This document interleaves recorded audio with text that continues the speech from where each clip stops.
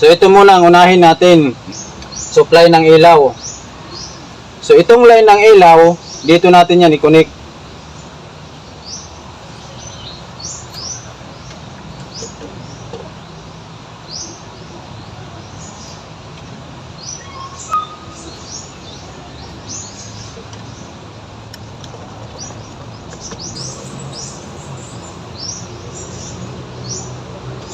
So line yan ng ilaw, connected na dyan.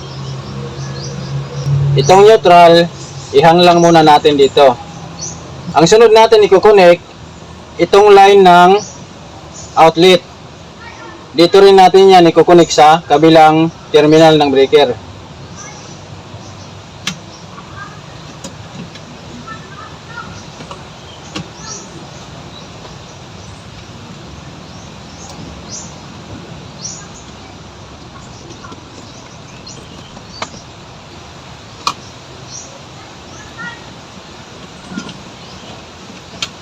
So ayan, nakakonik na ang dalawang line. Ito dito line ng ilaw, dito line ng outlet. So ang dalawang neutral, pagsasamahin lang natin yan. Dito natin yan i-connect direct sa neutral ng supply dito.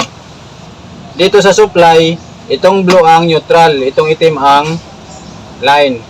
So itong neutral ng ilaw at outlet, dito natin yan i-connect.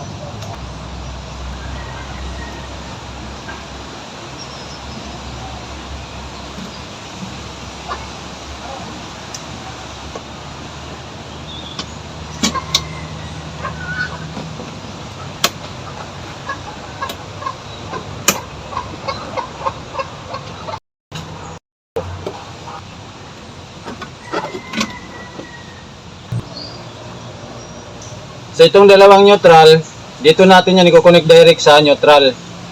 Neutral ng supply. Dito yan.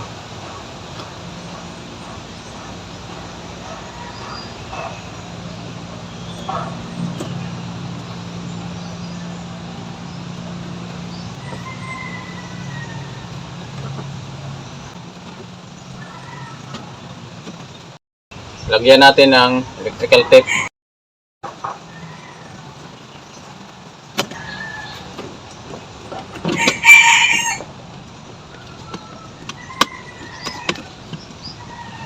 So ayan ang neutral, naka-direct na. So dito naman sa line, maglalagay tayo dito ng jumper papunta dito para magkaroon ng supply itong para sa ilaw papunta dito.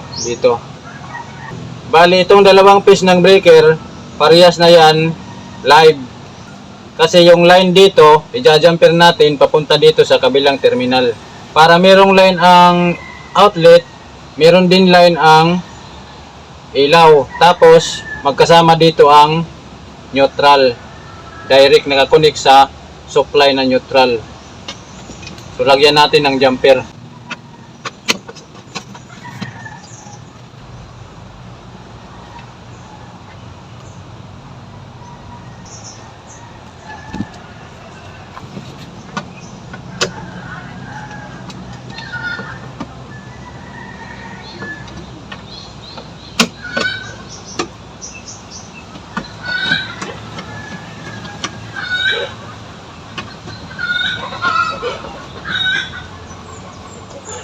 So ayan, mayroon na tayong jumper sa line.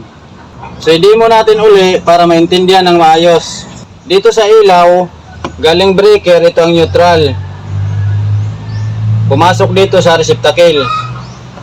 Ang line naman, galing dito, pumasok dito sa switch, ayan. Paglabas dito sa return, pumunta yan dito. Ito. Pumasok yan dito sa receptacle. Ito yan. So sa ilaw yan. Sa outlet naman, galing breaker, ang neutral nakakunik sa supply direct, diretso rin doon sa outlet. Ayan. Ang line galing dito, diretso lang din dito sa outlet. Ayan. So pagdating dito sa breaker, para magkaiwalay ang ilaw at outlet, ang line dito sa supply, ayan, dito nakakonect, tapos naglagay tayo ng jumper papunta doon sa kabilang piece ng breaker. So itong load side ng breaker, parehas na ito line. Ito para sa outlet, ito para sa ilaw. Tapos ang kanilang dalawang neutral, direct yan nakakonek sa supply ng neutral. So ganun lang kung paano ihiwalay ang ilaw at outlet sa isang breaker. So ipasok natin ito sa box tapos i-test natin.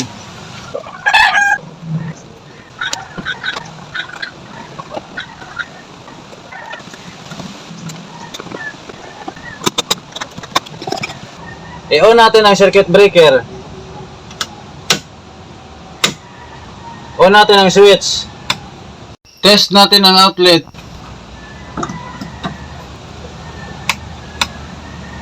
I-off natin ang breaker ng ilaw. So may power pa yung outlet. On natin yung ilaw. Yung outlet naman ang i-off natin. So may power pang ilaw. Magkahiwalay na yung ilaw at outlet dito sa breaker. So ito dito, pag ganitong paghihiwalay natin ng ilaw at outlet sa isang breaker, kailangan tanggalin ito.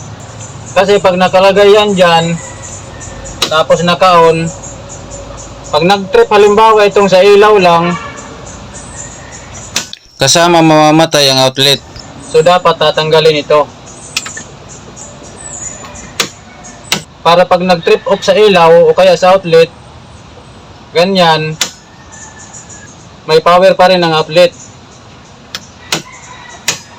Ayan.